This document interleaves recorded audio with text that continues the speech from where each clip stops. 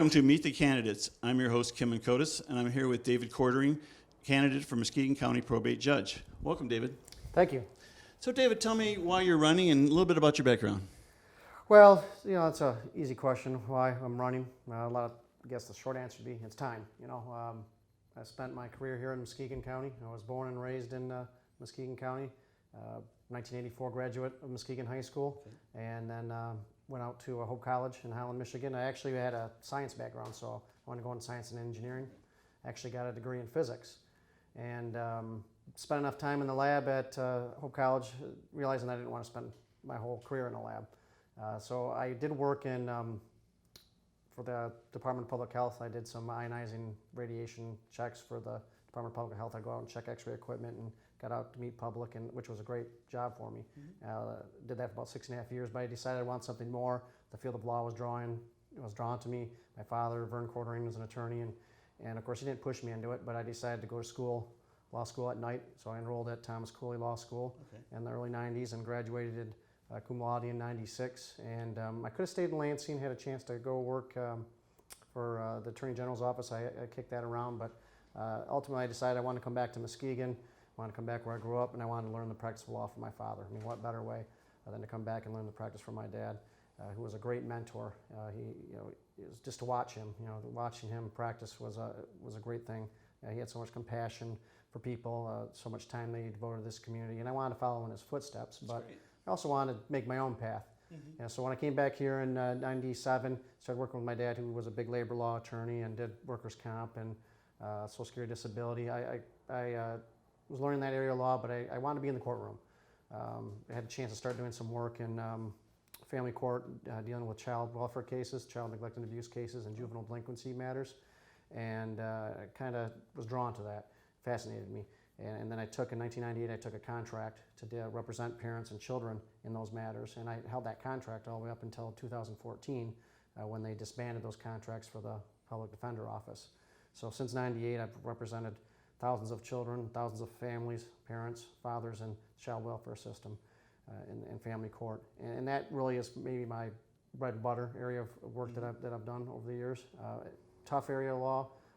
I had a knack for it. It takes a special kind of attorney to realize how to represent children and folks in those types of hearings, and I definitely have that experience. And with that, I also went into family law.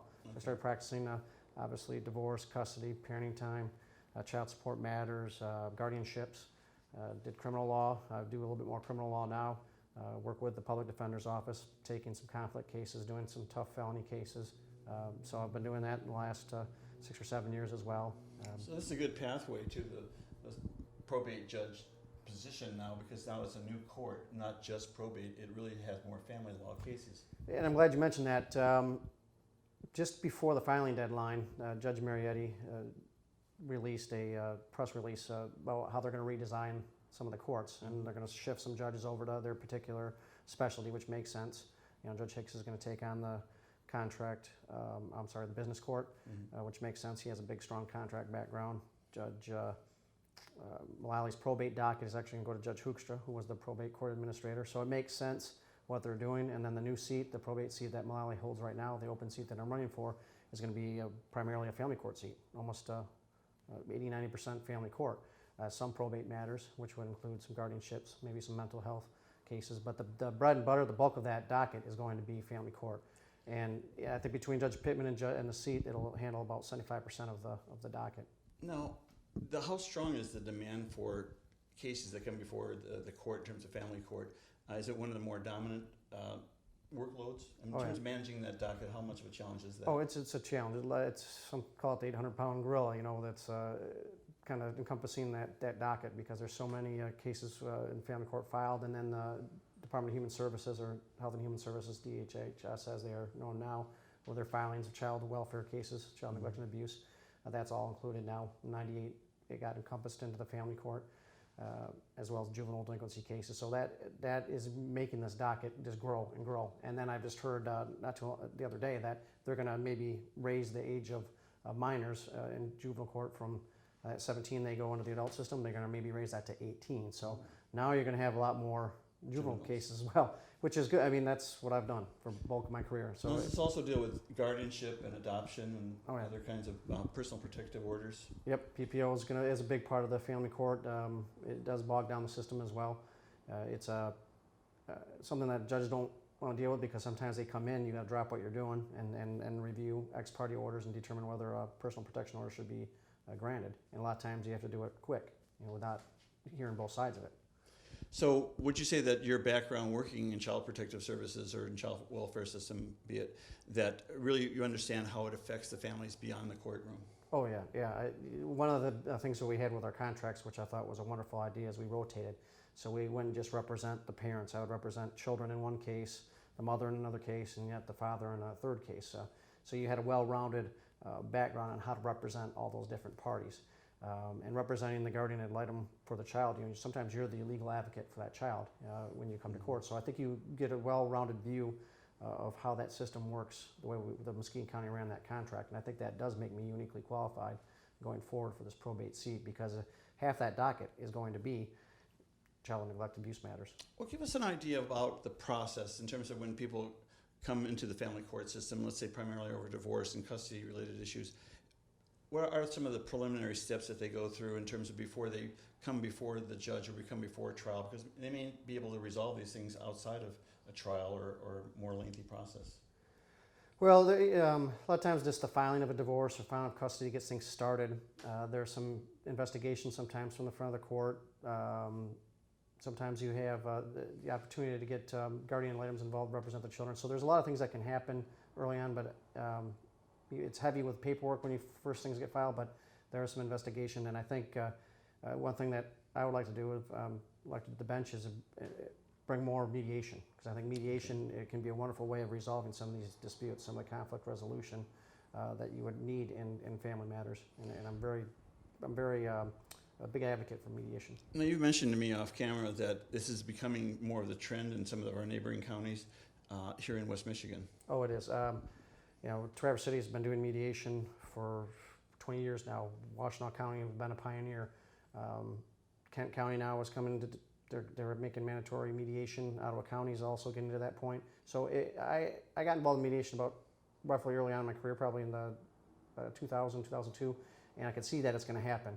It's just taken a while to reach here to Muskegon County. Mm-hmm. And if I'm elected, I'd like to pursue mediation as a pilot program and do what some of the other counties are doing, which have had some wonderful results, getting cases resolved. Are there some other similar things that the judge can prescribe or consider with the clients before the bench in terms of substance abuse issues or other kinds of counseling? Is this expanded services available here in Muskegon County? Yeah, there's definitely a need for it. Like in those child welfare cases, substance abuse is almost involved in every one of them. I mean, most of them. So you do see a lot of a need for those services, and I think we have a great umbrella of services in Muskegon County. We could always use more. And I'd like to see a residential treatment facility for juveniles in Muskegon County. That would be just a wonderful thing, rather than sending our delinquents, the juveniles that have problems with the law, sending them out of county or even out of state to be rehabilitated. It'd be nice to have them right here in Muskegon County so their folks and their family can see them through that process. Absolutely, that sounds great. Well, we'll be right back with David B. Kortering, who's a candidate for Muskegon County probate judge. We all make mistakes. As a defense attorney, I've seen just how costly those mistakes can be. I've also seen the importance of our district court judges' sentencing decisions. That's why I'm running for district court judge. My name's Joshua Eldenbrady, and I'm asking for your vote on August 2nd. Hello, I'm Sean Mullally, and serving this community has been important to me my whole life. That's why I've agreed to run for state representative. Current Rep. Marcia Hovey-Wright and so many other community leaders are supporting my campaign because I understand that our state government is broken right now. Poison water in Flint, crumbling roads everywhere, and punishing new taxes on those that can least afford them. But I know we can fix this. That's why I'm asking for your vote on August 2nd. Join me, and together let's build a better future for Michigan. Hello, I am Paula Baker Mathis, and I am running for District Court Judge. I have over 20 years of trial experience. I've been an assistant prosecutor, a defense attorney, and a civil lawyer. I have handled hundreds of cases in the courtroom, including jury trials for cases such as murder, criminal sexual conduct, and other assaults. I have demonstrated the ability and focus to make difficult decisions under pressure. Muskegon deserves a judge with trial experience and a commitment to protecting our community. Please vote Paula Baker Mathis for District Court Judge. Hi, my name is Michael Poulin, and I'm a candidate for the office of Sheriff in Muskegon County. This office has been a career goal of mine, and I've directed my professional law enforcement career towards it. My qualifications are based on my education, my professional development, and over 28 years of law enforcement experience here in Muskegon County.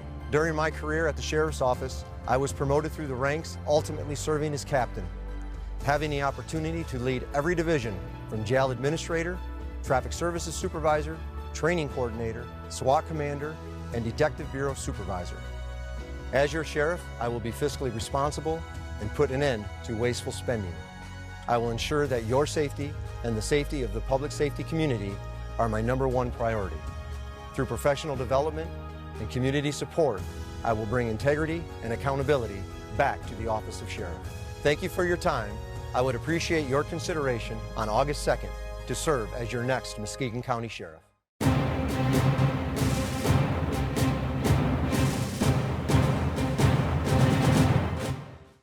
Welcome back to Meet the Candidates. I'm your host, Kim Kotis, and I'm with David Kortering, a candidate for Muskegon County Probate Judge. Well, David, tell me something about the role of the judge in terms of the responsibilities and the ethics that they need to follow as a code. Well, probably other candidates have mentioned this, and I've heard it over and over. And of course, candidate one of judicial professional ethics is, you're there, the judge is there for the litigants, not any other service or purpose, any other service. It's just you're there for the litigants. You're there to arbitrate, judge, or rule on their dispute or their problem. Mm-hmm. So you got to remember that you're there for them.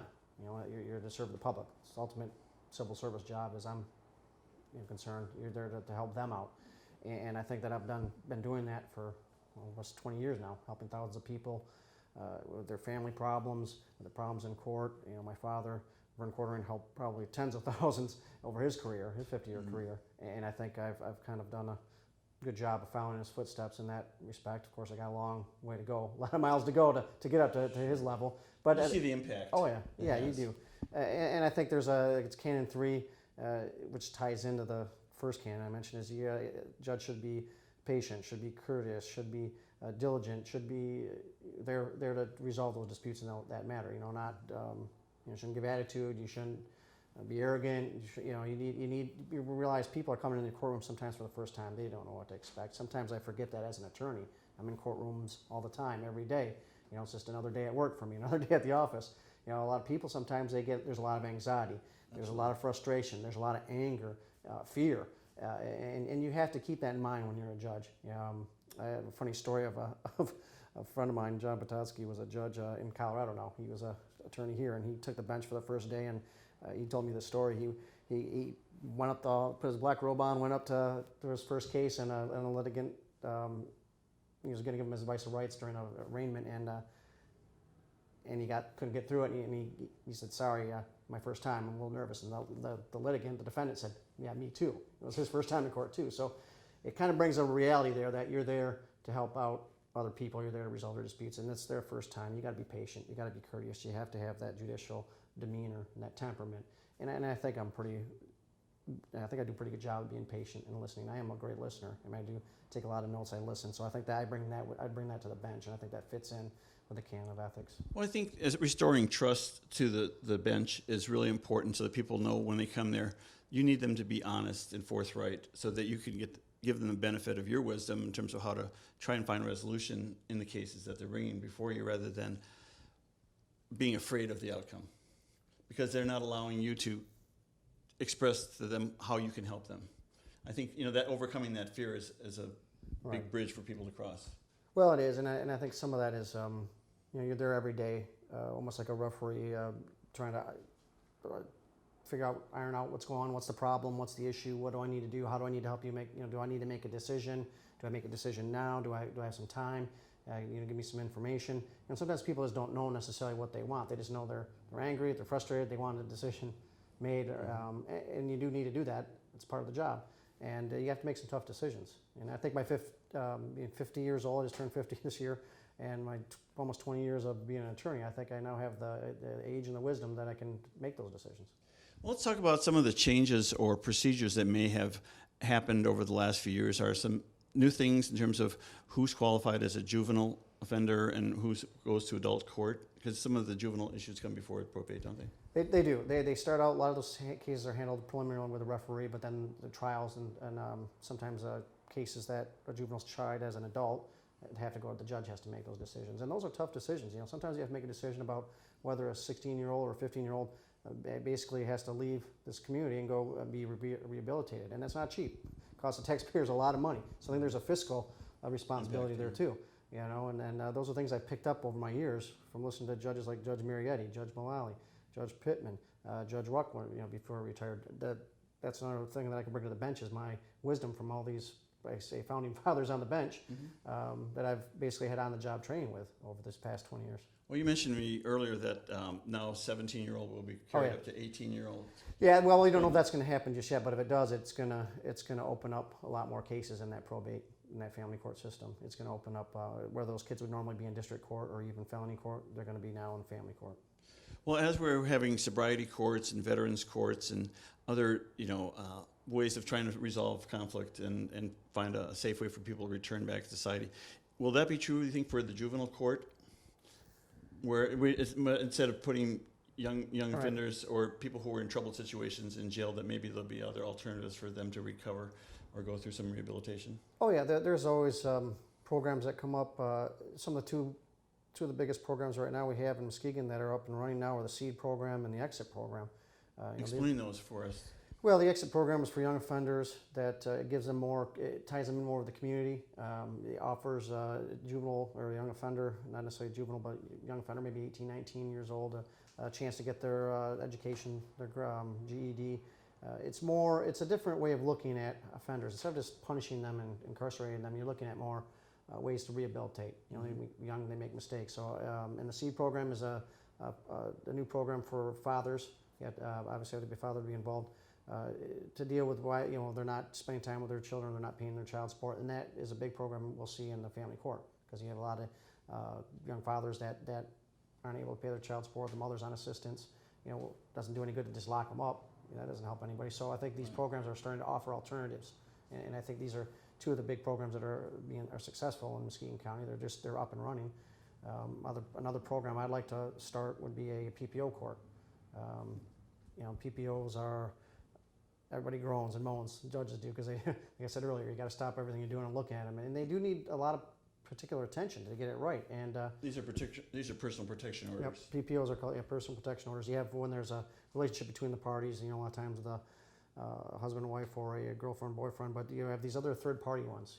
That become a nuisance. And now with the social media, with Facebook and the threats that are going on, texting, a lot of those come to court and they get filed, and makes judges nervous because. They don't grant one. Something happens. Why didn't that judge grant that PPO? So I'd like to set up a PPO court that would correlate and work with the mediation center. I'm on the board of the mediation center. Have been for 15 years, and they have wonderful mediators, volunteer mediators that would be able to resolve those disputes. And so I think that would be a good outlet, a good program to have some consistency for these PPO matters. So we have new ways of communicating with each other, and sometimes they're not always for the best. No. I mean, we're in the days of. Everybody's on their phone. Everybody's looking at their phone, and you get threats through your phone. You get, bad pictures of that you see on your phone, and then people want a judge or a court to take some action. Court systems haven't really caught up to that. Right. But I think you see a lot of those in these PPO cases.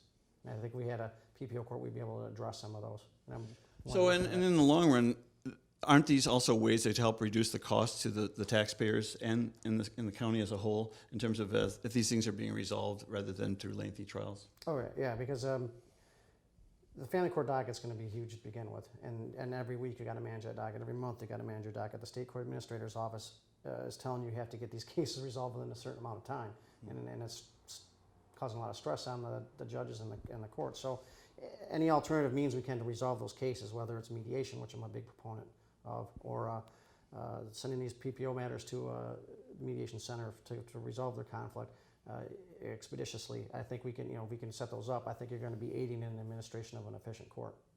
Well, that sounds terrific. Well, we'll be right back, so stay with us with David Kortering, a candidate for Muskegon County Probate Judge. Hi, I'm Terry Sabo. I'm currently the chairman of the Muskegon County Board of Commissioners and also a 25-year veteran of the City of Muskegon Heights Police and Fire Departments. Prior to that, I was on the Muskegon County Road Commission for 2 years and a veteran of the United States Air Force. I've spent a career on bringing people together to solve problems, and I intend to take that attitude to Lansing with me when I'm elected as your next state representative. So on August 2nd, I hope to earn your vote as the next state representative for the 92nd District. Celebrate the grand opening of the new Muskegon Farmers Market, now located at 242 West Western Avenue in beautiful downtown Muskegon. With over 100 vendors, the market offers fresh fruits and vegetables, flowers, pet supplies, honey, maple syrup, fresh caught fish, and much, much more. Their brand new building includes a year-round indoor market as well as an incubator and community service kitchen. This year, the Muskegon Farmers Market will introduce 2 new programs. The Power of Produce, teaching children ages 5 to 12 how to shop at the farmers market and prepare nutritious meals, along with Arts on the Market, featuring fine arts and crafts. You can enjoy live music performed on their outdoor stage as well. For more information, visit MuskegonFarmersMarket.com. Hello, I'm Sean Mullally, and serving this community has been important to me my whole life. That's why I've agreed to run for state representative. Current Rep Marcia Hovey-Wright and so many other community leaders are supporting my campaign because I understand that our state government's broken right now. Poison water in Flint, crumbling roads everywhere, and punishing new taxes on those that can least afford them. But I know we can fix this. That's why I'm asking for your vote on August 2nd. Join me, and together let's build a better future for Michigan. We all make mistakes. As a defense attorney, I've seen just how costly those mistakes can be. I've also seen the importance of our district court judges' sentencing decisions. That's why I'm running for district court judge. My name's Joshua Eldenbrady, and I'm asking for your vote on August 2nd. Big AAA Storage, offering individually enclosed climate-controlled units from 5x10 to 10x15 feet. Recommended for records, furniture, valuables, and antiques, as well as outdoor units ranging from 10x15 to 10x35 feet. All units are fenced, lighted, equipped with video cameras, and electronic keyed access with security gate. Open 7 days a week, 365 days a year. Big AAA Storage, fulfilling your storage needs.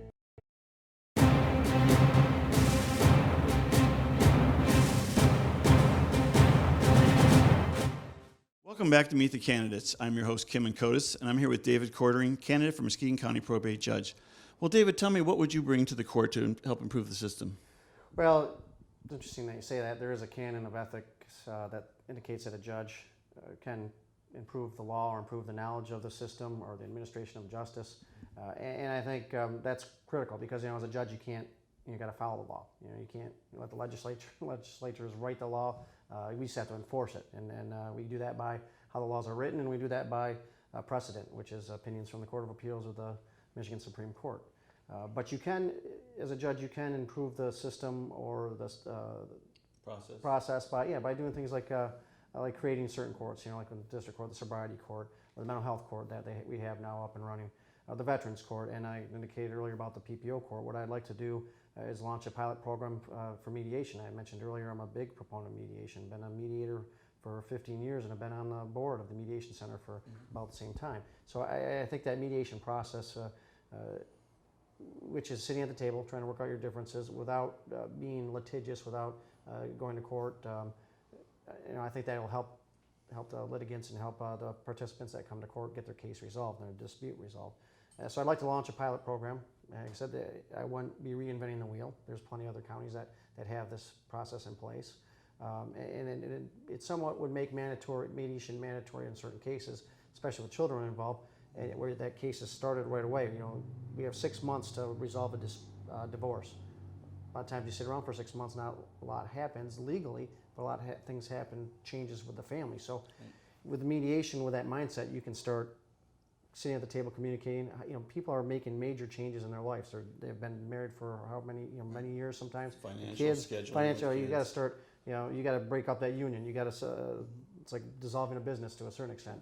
You got to divide funds. You got to figure out homes that need to be sold, divide up pensions and assets. So mediation is a wonderful way to sit down and figure that out without the rules of evidence, where sometimes you're hamstrung about how evidence is presented and how things get presented to the court. It's time consuming.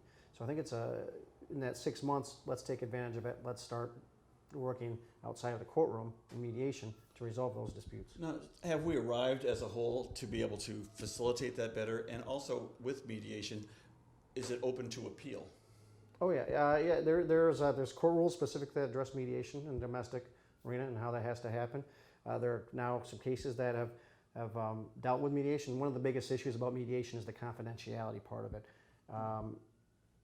because it is, what happens in mediation stays in mediation. It's not meant to be a discovery tool. It's meant to resolve your case and move on. So Michigan now is at the forefront. We're getting case law. We're getting guidance from the courts. We're getting court rules changed to basically be a pro-mediation state. Some other states have done it for years. There's even another avenue for mediation called collaborative law, where you're actually sitting at the table with financial experts, therapists for your children, sometimes accountants, real estate agents. So you're trying to basically help people dissolve this marriage or this relationship that they've had. So these things are they're forward thinking. Actually, they were forward thinking about 10 years ago, and I think we should be doing that here in Muskegon County. There is a financial component to that. Sometimes it can be costly. It's not for everybody, but I think we can make that work. Other counties are doing it, and I think it's time for us to do that. And I think as the next probate judge, I can at least put the bug in the administrator's ears to get that going. I would take on the task of running a pilot program, and I'm definitely qualified for it because of my background in mediation. So if you were going to ask something of the public in terms of why voting for probate judge is important, what would you say? And go ahead and speak to the public about why you're the run. Well, I've built a career helping families since 1998, focusing on family law, seeing the trials and tribulations of the litigants coming in and out of Muskegon County and the court system, and I think I can bring all that to the bench. I know I can bring all that to the bench. I think I bring my skills with the mediation background that I have, with the background I have in the child welfare system, which is going to be a big part of that docket. It's tailor-made for me now. This seat, now that it's going to be redesigned. So I think I'll bring all that, all those skills and all that to the bench. And I think aside from that, my temperament, my listening skills, my years of experience, both as an attorney, as a family man. I'm married. I have a daughter now who just graduated from high school, Morris Shores High School, going on to college. So I've kind of been through all those years myself. So I can bring all that to the bench. And my dad instilled in me some compassionate family values and a strong work ethic. And I think primarily that's what I'll bring. I mean, that's what we need. So on August 2nd, it's up to you. Do your part and go out and vote. Thank you. Thank you for joining us and Meet the Candidates.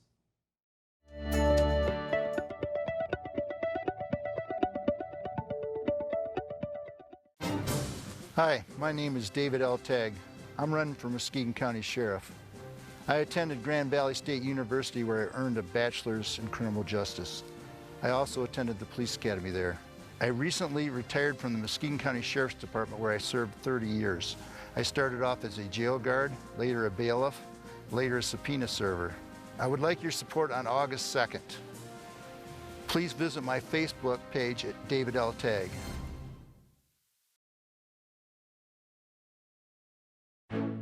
In the 150 years we've been in business, many things have changed. Our greatest achievements are rooted in the things that haven't. Years ago, the person you called banker was also the person you called friend.